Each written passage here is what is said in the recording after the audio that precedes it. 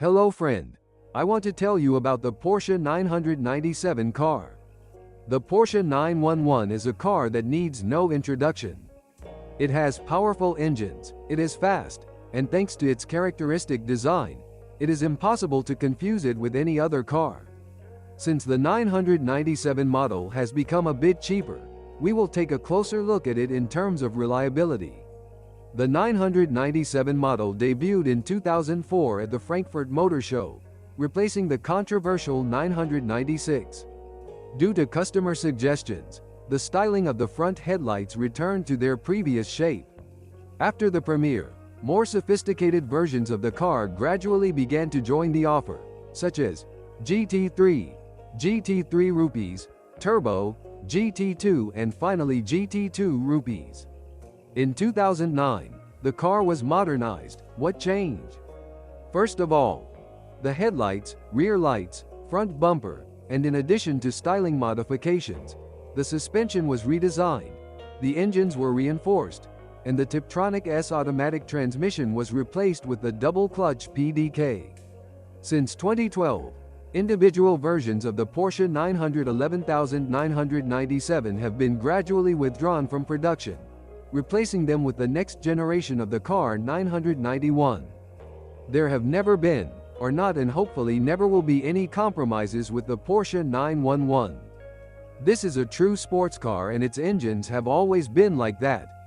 Every modification of the 911 could be discussed in a separate video, but now we will present the car as a whole. Performance? Even laymen know that Porsche leaves most of its cars at the traffic lights. The basic version accelerates to 100 km/h in about 5 seconds, and the most powerful does it in a little over 3 seconds, which is more or less like the Nissan GT-R. Choosing even the weakest engines, you can easily accelerate to 280 km/h. The top versions even reach 320 to 330 km/h. The biggest problem with Porsche engines is the fragile intermediate shaft bearing, IMS.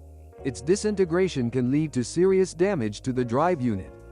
Fortunately, unlike the predecessor 996, the problem does not affect as many units, but is rather marginal. Symptoms? Uneven engine operation or metal shavings on the oil filter. There are also isolated cases of cylinders cracking, but fortunately such failures are rare.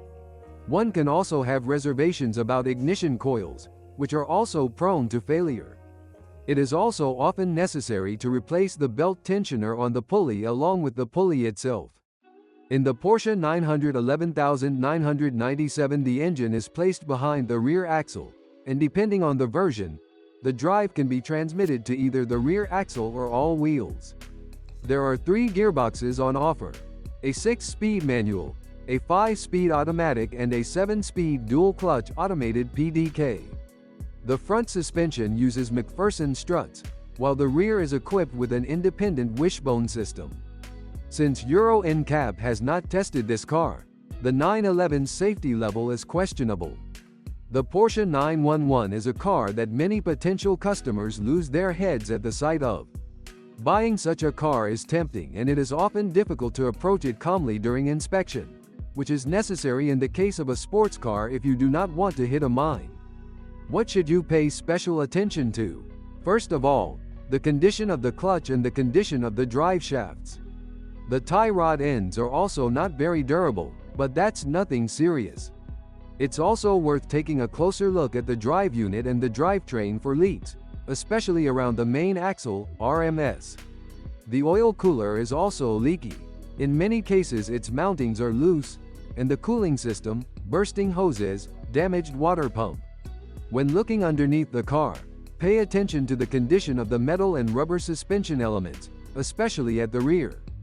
Since the engine is located behind the rear axle in the 911, this part of the suspension is much more susceptible to wear and tear. Checking the shock absorbers and springs is another mandatory inspection point. What else can go wrong? For example, a CD radio that won't eject discs. 997 users complain about noise coming from the speakers. The most common cause of this problem is a faulty amplifier. Another annoying problem is a leaking sunroof, and sometimes the mechanisms for opening cup holders and interior door handles also fail, but these are minor issues. Porsche 911,997. Although it has already had some time to wear itself out in large European cities, still remains the object of size of many motoring fans and not only. However, when buying it, it is not worth giving in to emotions. If you get yourself into a neglected or accident-damaged model, not only will it be dangerous to drive it, but you will also have to constantly repair something. A thorough inspection of the car in a good service is essential. Avoid accident-damaged models imported from the USA.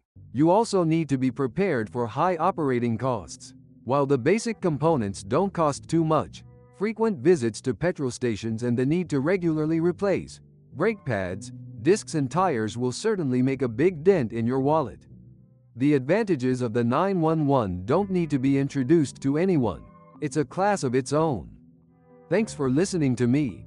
Don't forget to subscribe to the channel and rate my video. If you know of any problems with this car that I haven't mentioned, be sure to write about them in the comments.